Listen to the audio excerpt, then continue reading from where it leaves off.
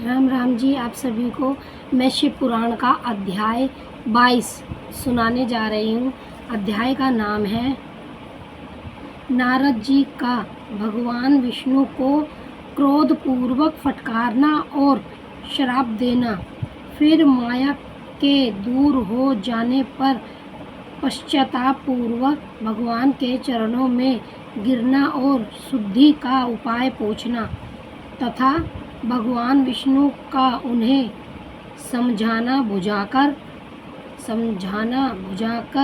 शिव का महामहत्य जानने के लिए ब्रह्मा जी के पास जाने का आदेश और शिव के भजन का उपदेश देना।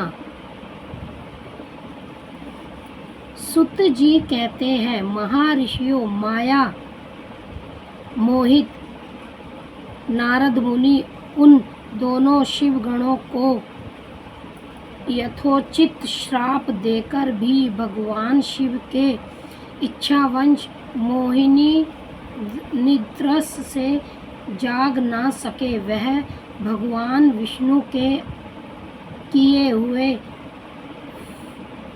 कपट को याद करके मन में दुस्साहस क्रोध किए विष्णु लोक को गए और समिधा पाकर प्रज्वलित हुए अग्निदेव की भांति क्रोध से जलते हुए बोले। उनका ज्ञान नष्ट हो गया था, इसीलिए वह दुर्चन्न पूर्वक व्यवहार सुनने लगे। नारद जी ने कहा, हरे तुम बड़े दुष्ट हो, कपटी हो और समस्त विश्व को मोह में डाले रखते हो। दूसरों का यह उत्सव तुमसे सहा नहीं जाता। तुम मायावी हो, तुम्हारा अंतःकरण मलिन है।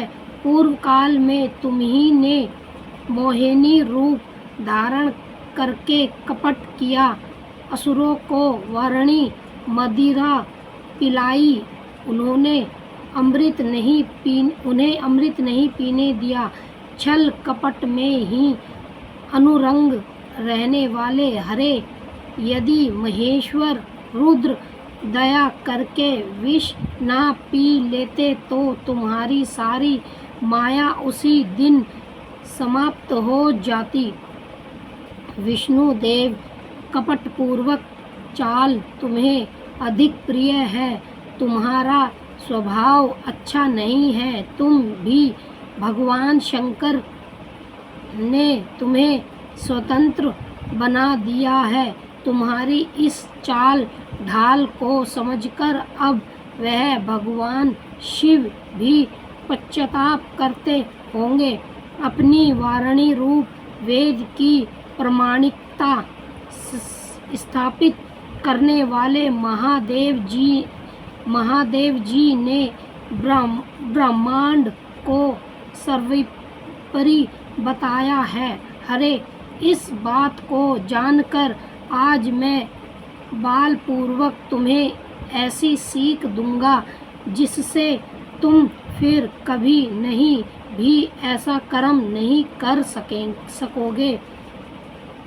अब तक तुम्हें किसी शक्तिशाली या तेजस्वी पुरुष से पाला नहीं पड़ा था, इसीलिए आज तक तुम्हें निडर बने हुए हो। परंतु विष्णु, अब तुम्हें अपनी करनी का पूरा फल मिलेगा। भगवान विष्णु से ऐसा कहकर माया मोहित नारद मुनि अपने ब्रह्म तेज का पश्चाताप करते हुए क्रोध से खिन्न हो उठे और श्राप देते हुए बोले, विष्णु, तुमने स्त्री के लिए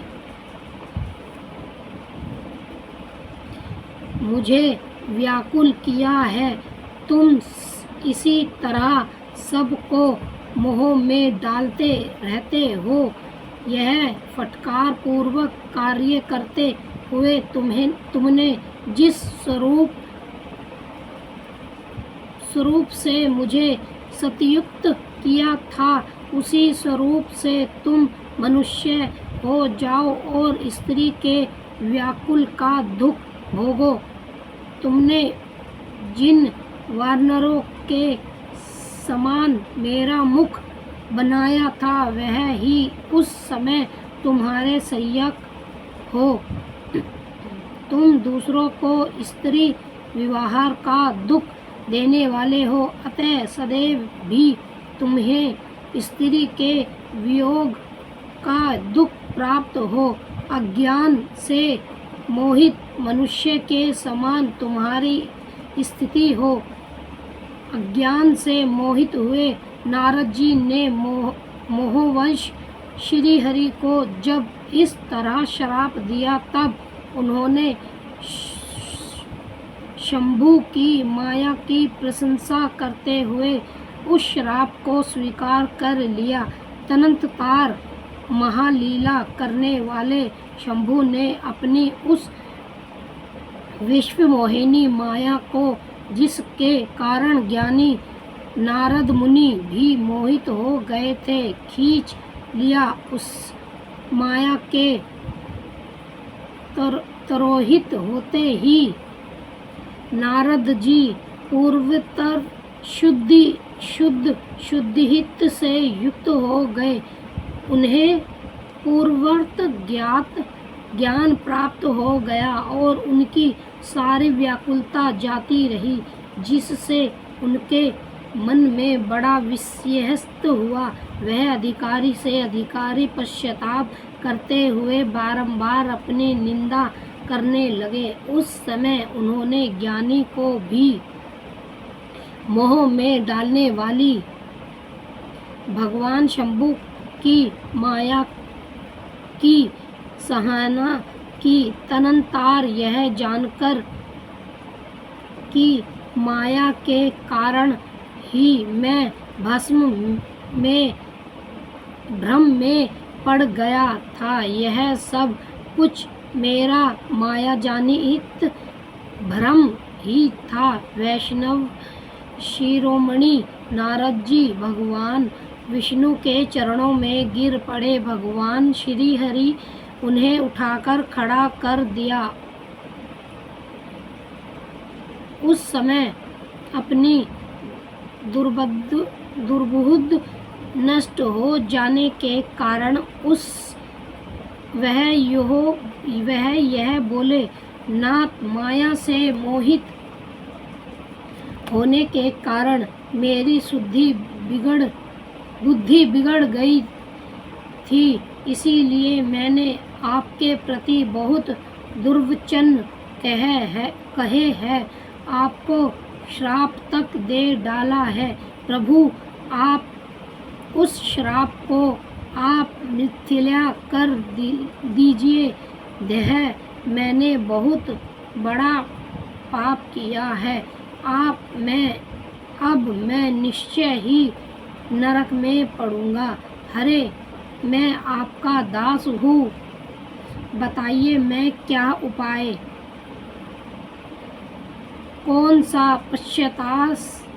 पश्चाताप करूं जिससे मेरा पाप समूह नष्ट हो जाए और मुझे नरक में ना गिरना पड़े।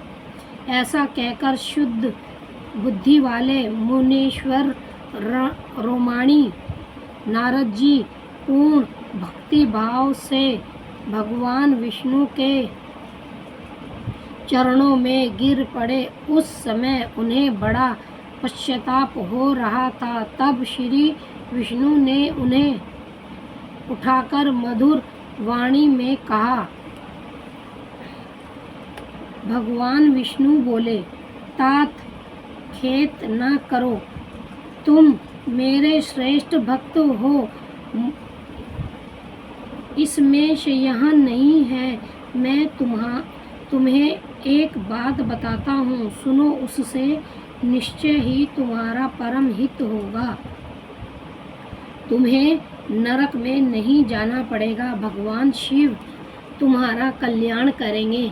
तुमने मत से मोहित होकर जो भगवान शिव की बात नहीं मानी थी, उन्हीं की अवहेलना न कर दी थी, उसी अपराध का भगवान शिव ने तुम्हें ऐसा फल दिया है, क्योंकि वह ही कर्म फल के दाता है।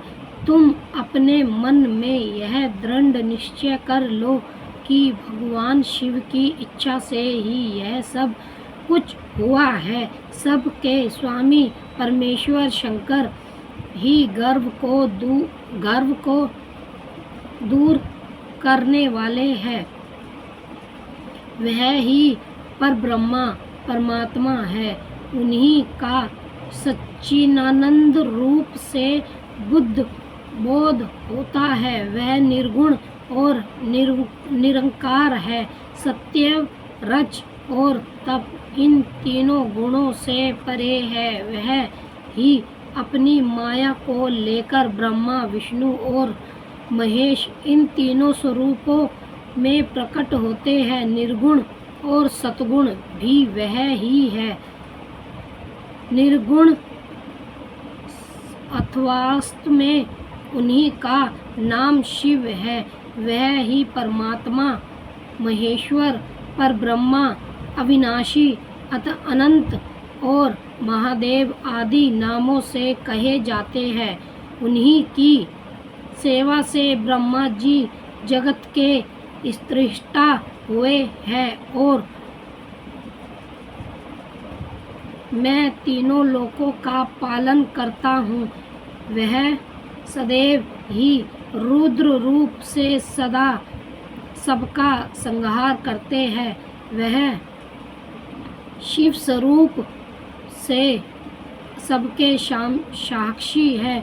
माया से विभिन्न और निर्गुण है। स्वतंत्र होने के कारण वह अपनी इच्छा के अनुसार चलते हैं। उनका व्यवहार, आचार व्यवहार उत्तम है और वह भक्तों पर दया करने वाले हैं। नारद मुने, मैं तुम्हें एक सुंदर उपाय बताता हूँ जो सुखद, समस्त पापों का नाश और सदा भोग एवं मोक्ष देने वाला है।